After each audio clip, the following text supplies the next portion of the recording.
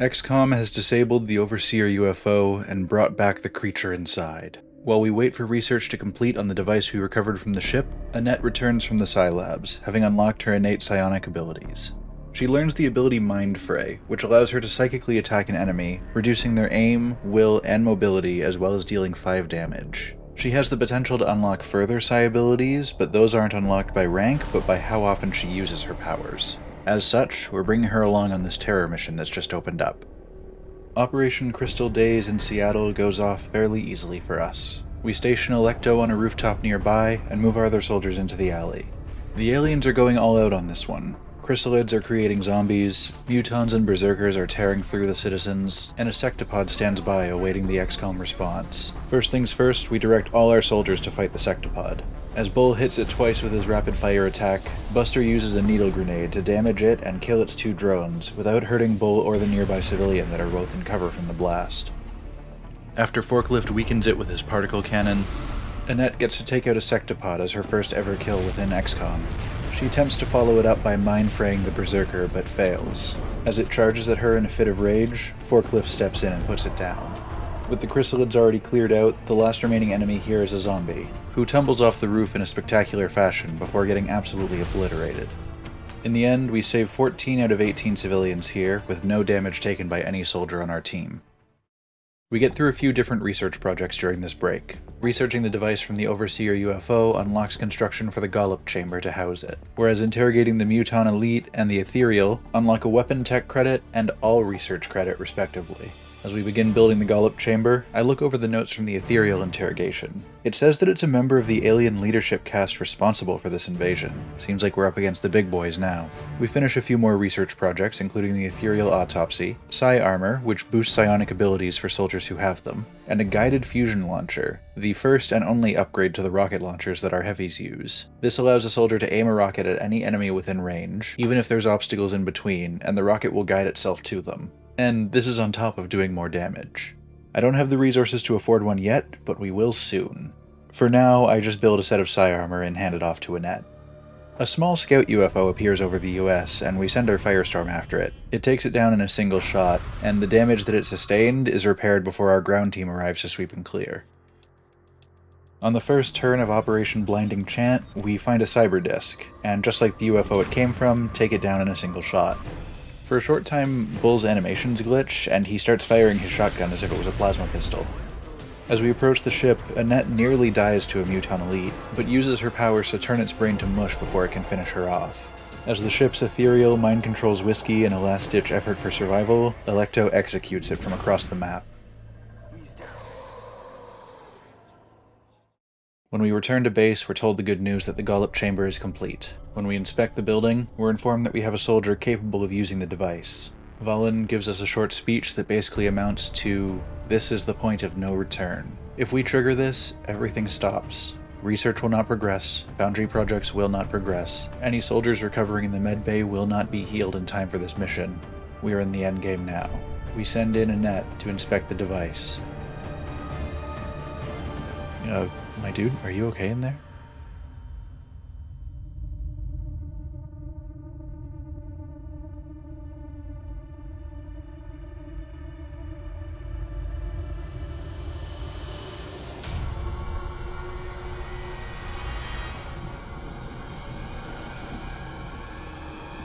At long last, you have succeeded where we have failed.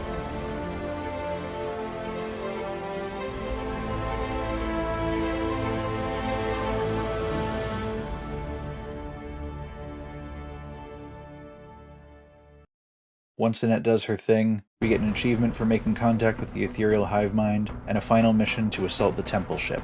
Before we go in, I find that Annette has unlocked 2 further Psi abilities. Psi Panic, which forces an enemy to panic if they fail a will check, and Mind Control, which is fairly self-explanatory, just know that it lasts for 3 turns. Just before we head in, I find that we have exactly enough resources to build 1 blaster launcher for one of our heavies. One more toy for the team for old time's sake. And with that, we gear up our team and prepare to move in. The soldiers we're entrusting with the fate of humanity are Colonel Raul Garcia, callsign Bull, 91 kills across 37 missions.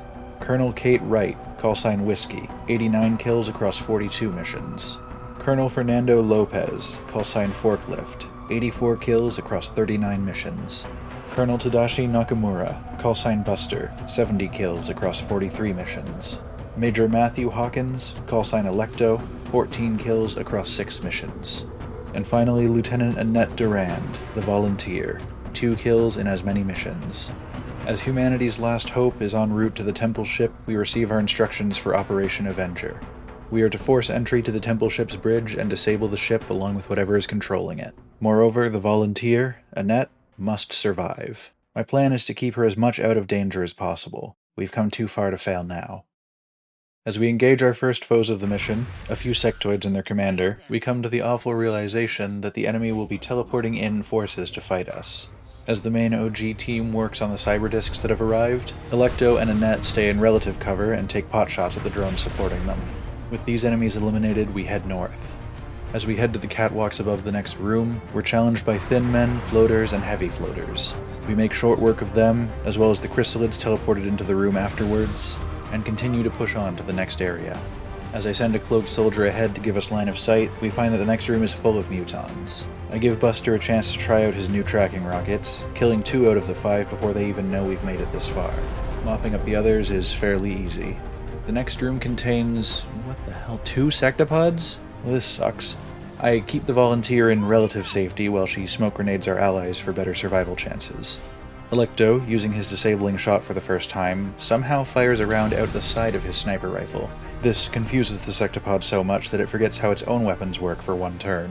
Forklift jumps down and EMPs the other sectopod. We're safe for this round. But somehow, despite being EMP'd, the sectopod can still fire a volley of explosives? This leaves Electo bleeding out, and he needs to be revived by Whiskey within 3 turns. But the blast from the dying sectopod kills him first. Why are always my snipers dying from my poor planning? Forklift somehow misses 2 point-blank shots against the other sectopod before he retreats and we kill it from a safe distance. Everyone takes cover as a pair of Muton elites advance on the party. As Buster suppresses one to keep it from running away, Forklift destroys its cover to give the Volunteer line of sight. She runs out into the open to mind control it while Bull executes its friend. As the squad gathers by the door, reloads, and heals, I let the mind-controlled Muton act as a forward scout, giving us eyes on what waits for us ahead. As our friend, who I'm lovingly naming Mr. Tan, advances to the bridge of the Temple ship, he reveals the enemy commander, the Uber Ethereal. As the final battle for humanity's freedom begins, the enemy commander summons 2 more Ethereals as well as Muton elites to act as its guards. Bull charges up the right flank, his trigger finger itching. As he activates his rapid-fire perk, the Ethereal blocks his first shot, but dies to the second in a devastating 21 damage critical. The Ethereal commander mind-controls Whiskey, turning her against our squad. Not only have we lost our healer temporarily, but this effectively reduces our squad size to 4 soldiers. The only thing we can do is run and take cover unless we want to kill her too. To make things worse, it seems like every turn the Uber Ethereal is going to be draining health from Whiskey every turn she's controlled, bringing her closer to death while healing itself. The enemy recognizes our psionic Volunteer as the biggest threat to them, as she can do far worse than just pull a trigger, and sends Whiskey to eliminate her. She's able to deal some damage, but before she can finish Annette off, Forklift charges up the right side flank alongside Bull and Buster, and fires a concentrated beam of plasma through the Uber Ethereal, cutting off the head of the enemy's chain of command.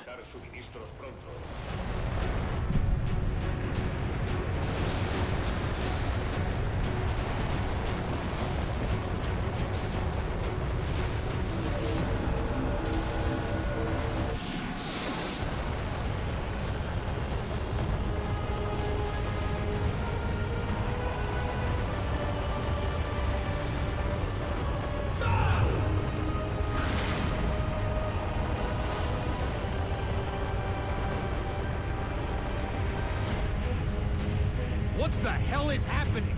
The ship itself is behaving like a dying star. Becoming a black hole. At this distance, the Earth will be consumed.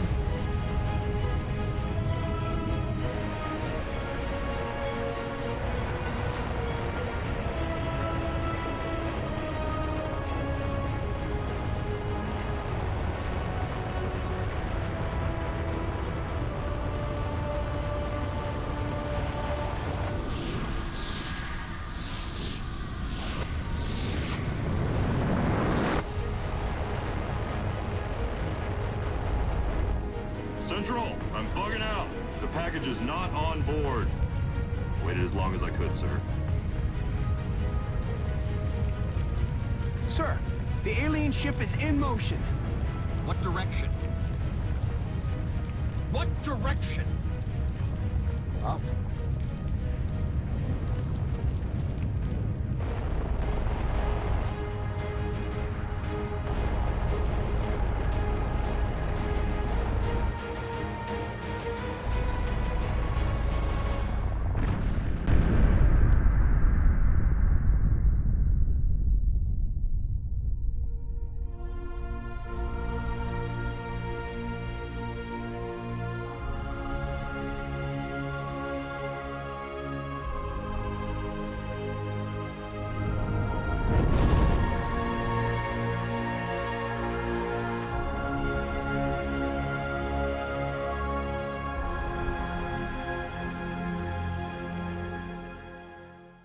Annette Durand sacrificed herself to save humanity, turning the power we stole from the aliens against them and neutralizing their greatest and final weapon. The dialogue throughout this final mission implied that the Ethereals had formed this army in the hopes of creating the perfect being. With exceptionally creative and tactical minds enhanced by psionic ability, paired with the resilience and strength to withstand any enemy attack and destroy whoever dared to challenge them. By bringing their armies to humanity's doorstep, they finally created this idealized being. What they didn't expect to develop was a sense of duty and the willingness to sacrifice oneself for the good of the collective. By forcing our planet to band together for a cause greater than any individual, our enemy planted the seeds of their own destruction. As we receive our final campaign report, we see how successful XCOM truly was. With 49 missions completed in 245 days, 575 aliens killed, with only 3 soldiers lost. Though that number should be 5. I don't think the game actually counts Ursula's strange, unexplained death near the beginning of the game, since an alien didn't kill her. And apparently Annette's glorious sacrifice to save the entire planet doesn't warrant a space on the memorial board. Either way, we made it. XCOM successfully defended the Earth from an alien invasion, and the world, except Argentina, can finally live on in peace.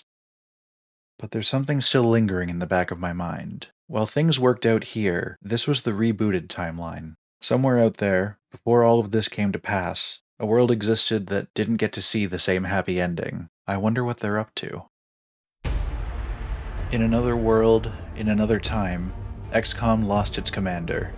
Without a tactical presence willing to go toe-to-toe against the alien invaders, XCOM lost, with its key staff scattered around the world. As the alien invaders established a military dictatorship over the Earth, XCOM quietly regrouped, becoming an underground resistance against the alien regime.